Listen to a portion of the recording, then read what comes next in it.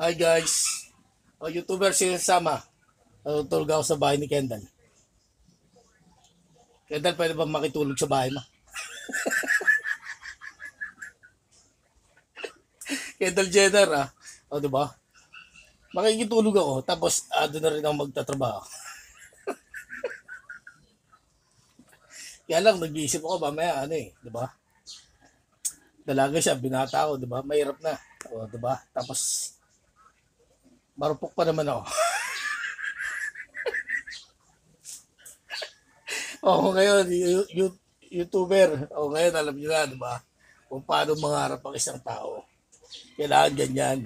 Hindi pwede puro lang tapos magsasalita ng umasensyo na siya, di ba? Magsasalita.